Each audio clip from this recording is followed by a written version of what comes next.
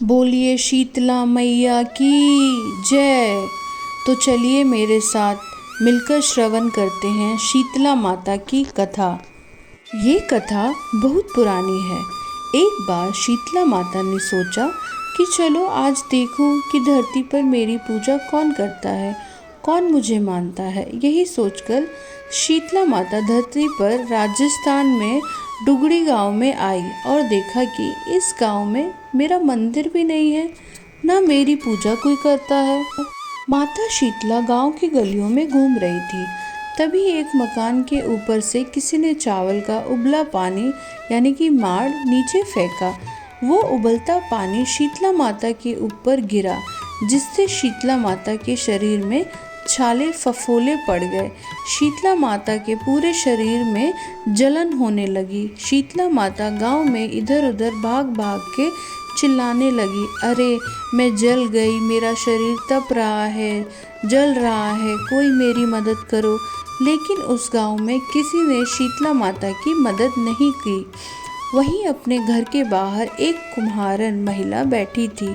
उस कुम्हारन ने देखा कि अरे ये बूढ़ी माई तो बहुत जल गई है, इनके पूरे शरीर में तपन है, इनके पूरे शरीर में छाले फफोड़े पड़ गए हैं, ये तपन सह नहीं कर पा रही हैं। तब उस कुम्हारन ने कहा, हे माँ, तू यहाँ आकर बैठ जा, मैं तेरे शरीर के ऊपर ठंडा पानी डालती हूँ। कुम्हारन ने उस बूढ़ी माई पर खूब ठंडा पानी डाला और बोली, हे माँ, मेरे घर में रात की बनी हुई रबड़ी रखी है, थोड़ा दही भी है, तू दही रबड़ी खा ले।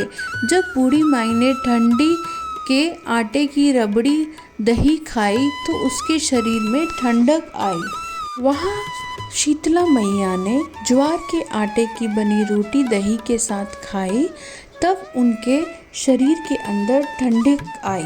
उसके बाद कुम्हारन ने कहा, माँ बैठ जा, तेरे सिर के बाल बिखरे हैं, ला मैं तेरी चोटी गूंथ देती हूँ। और कुम्हारन ने माई की चोटी गूंथ दी। और जब वह कुम्हारन शीतला मैया की चोटी कर रही थी तो उसकी नज़र अचानक से उसके बालों में पड़ी। वहाँ उसने देखा एक आँख बालों के अंदर भी छुपी है। ये देखकर वो कुम्हारन डर के मारे घबराकर भागने लगी। तभी उस बुढ़िया माई ने कहा, रुक जा बेटी, तुम डरो मत, मैं किसी भूत प्रेत जैसी नहीं हूँ, मैं शीतला देवी हूँ। मैं तो इस धरती पर देखने आई थी कि मुझे कौन मानता है, कौन मेरी पूजा करता है।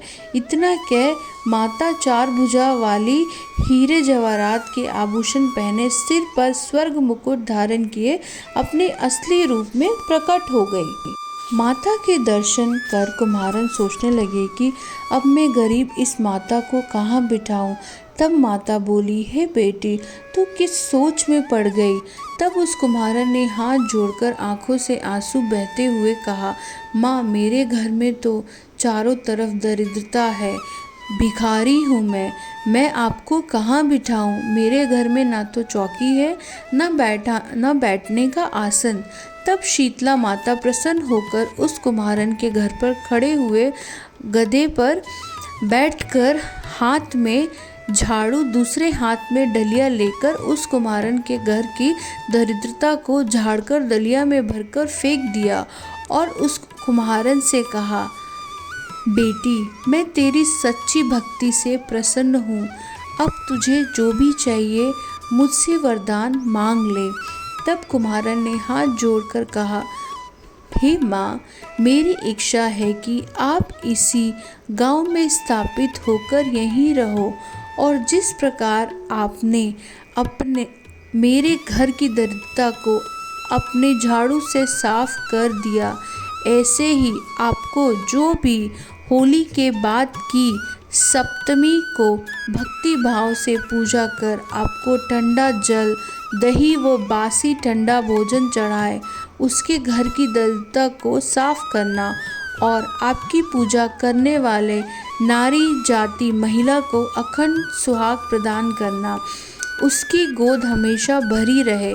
साथ ही जो पुरुष शीतला सप्तमी को नाई के यहाँ बाल ना कटवाए, धोबी को कपड़े धोने को ना दे, पुरुष भी आप पर ठंडा जल चढ़ाकर, नारियल फूल चढ़ाकर परिवार सहित ठंडा बासी भोजन करे, उसके काम धंधे व्यापार में कभी भी दरिद्रता ना आए। तब माता ने तथास्तु कहा, हे बेटी, जो तूने वरदान मांगे हैं सब तुझे देती हूँ।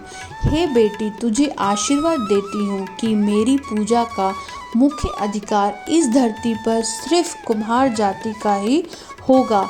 तभी उसी दिन से डुंगरी गांव में शीतला माता स्थापित हो गई और उस गांव का नाम हो गया शील की डुंगरी।